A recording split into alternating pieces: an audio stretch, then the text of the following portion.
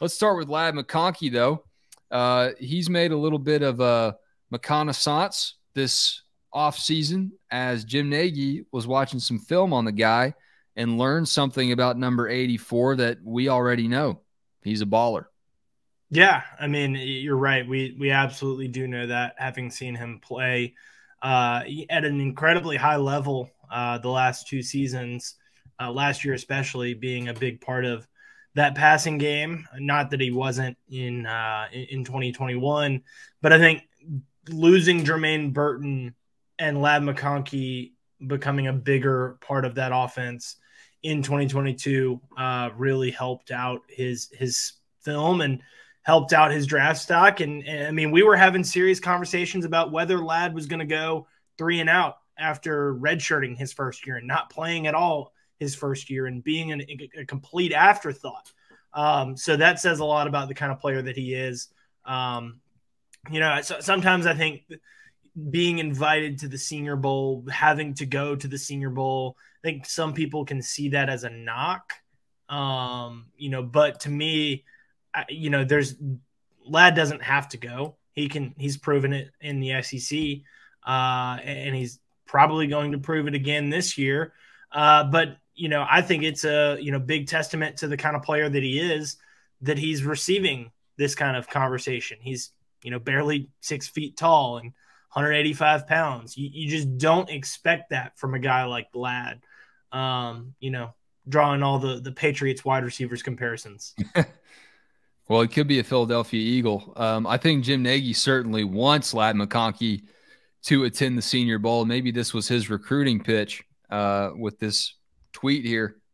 But if you're listening, audio only, we got the tweet from Nagy up on the screen, and here's what he said. This guy, Georgia football wide receiver Ladd McConkey, generated good discussion among a group of former NFL players during tape study session at day 1 of Senior Bowl Scout School yesterday. I wonder what Scout School looks like. I wonder how intense that is. We weren't invited to Scout School. No, we didn't get to bring our backpacks and brand new pencil boxes to Scout School. But Nagy says, we predict he's far more talented than many people will give him credit for in early stages of pre-draft process, perhaps until they see him up close in Mobile. There's the invitation that I was referring to. Plenty to like on junior tape. High 4.3, low 4.4 play speed. Can accelerate and decelerate. I think we can all do that. Gets deep, creates after the catch, outside, inside position flex, sturdy. That's a good trait. Highly competitive blocker. You have to be if you're going to play receiver at Georgia. And next level punt return skills. So he says if Ladd McConkey cleans up some untimely drops, he'll have a chance to ascend to top 100 prospect by next April. Wes, I'll be honest. I did not put punt return together with PR. I was like, what do you think it was? Public relations? I was like, he's really good at public relations. I mean, that's the journalism major in me. No, but I mean, having talked to Ladd many times, he's really good with the media, so he probably would be pretty good at PR. Oh, I don't doubt it. I want to pull up another tweet on top of that one from Terrence Edwards, who quote tweeted Jim Nagy. And if you're not on Twitter, I apologize. This is a lot to keep up with. I understand. But here's what Terrence Edwards, the Dogs great himself, had to say. He said, Ladd was a quarterback in high school, and he started training with me to prepare for his transition to wide receiver. The first thing that I noticed was his natural ability to catch the football. He's an athlete, man. I think his drops are a blip, not a trend. And I think we saw that bear to be true throughout Georgia's season. He had a really tough stretch against Kent State. I don't remember if Samford was in there too or not. No, Samford wasn't in there, but it did feel like he had a couple of drops against Missouri, and that was kind of just everybody in that game. Yeah, so I think, that's where the bleed over was with some of those drops. But he's such a weapon, man. That Mississippi State game comes to mind to me when he had that end around for like 75 yards or something crazy. Yes, and 70-yard rush, 71 yards receiving. Yeah. I mean, he was dangerous in a game again on the road where Georgia needed him to be dangerous. And it's just a weapon for Georgia's offense that when you look across the board at the Dogs receivers, now that you have transfer portal additions like Dominic Lovett and Ra Thomas, Ladd McConkey is someone with experience, some stability. We'll see what Marcus Rosemy-Jacksaint's able to do. And, of course, there's Brock Bowers. But Georgia's receiver room. He's not too bad. What's that? He's not too bad. Brock Bowers, he's pretty good. Nah, he's solid as well. But I don't know. I found it interesting that the guy that's directing the Senior Bowl is making a note of a dog that around here we know a lot about. And he's had a tremendous career. There were some rumors that maybe he was going to test the NFL draft waters, or I don't know, maybe he was thinking about the portal and some NIL helped him out. I'm totally speculating there. I'm not reporting that, but Georgia is lucky to have Ladd McConkey back one way, shape, or form next season.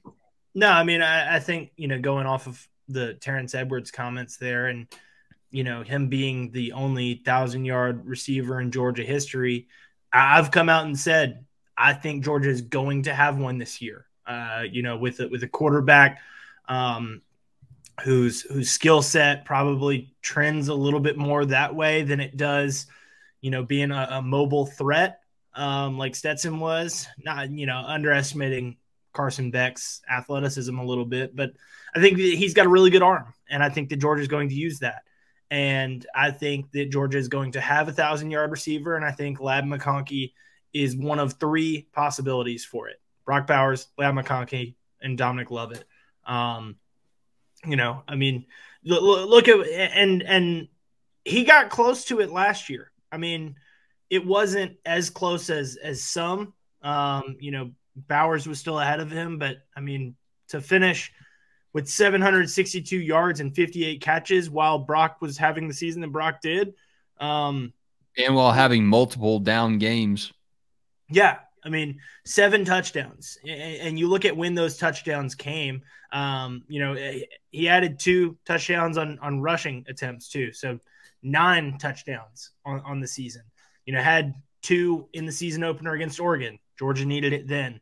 He had a big day against South Carolina, 4 catches, 52 yards. And even amidst not so great game against Kent State with fumbles and drops and whatnot, still had 6 catches for 65 yards. So if you're being used in the way that Ladd is being used, you're gonna come across a down game, and you don't want to cough the football up because that can be a killer. But if you're touching it as much as he is, and again, he's not that big of a guy, maybe you're bound to have 1 or 2 or, whatever. But he emerged out of it with touchdowns in 3 straight games. Again, talking about, when Georgia needed him against Mississippi State. He had 1 against Florida. He had 1 against Tennessee. He had a season high 94 yards in the win over, a then number 1 ranked Tennessee team.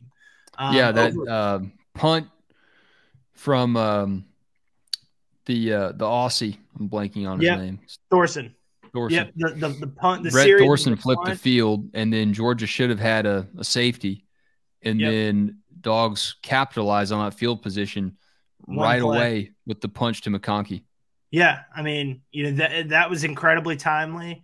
He played, big in the postseason. Obviously, was a little bit banged up there, got hurt in the SEC championship game, and was limited against Ohio State, but had 2 touchdowns in the national championship. I mean, 2 touchdowns and 88 yards on 5 catches. That's pretty good. That's a pretty good ratio there. Yep. Hitting on 40% of your touches there, 40% of your catches. So, I mean, I'm expecting big things from him. Athlon has him as a second-team All-SEC preseason player. Pro Football Focus considers him one of the top returning receivers in the country. I certainly think that he can be and will be. Are his stats going to be, I said that he's got a chance for 1,000 yards. He certainly has a chance, but, does that mean that he had a bad season if he doesn't? No, because Brock Bowers and Dominic Lovett. Brock and Bowers, Arian Smith, the list goes on and on. It's just good to have stability when you have a change at quarterback and at offensive coordinator. That's hard for me to overlook, and we'll see how it goes. And I know that Bobo's been here before, and it's not like he's totally feeling things out because he was an analyst last year. But when you're replacing an OC and a quarterback in the same season, you got to have a lot of stability elsewhere, and Georgia's lucky to have that.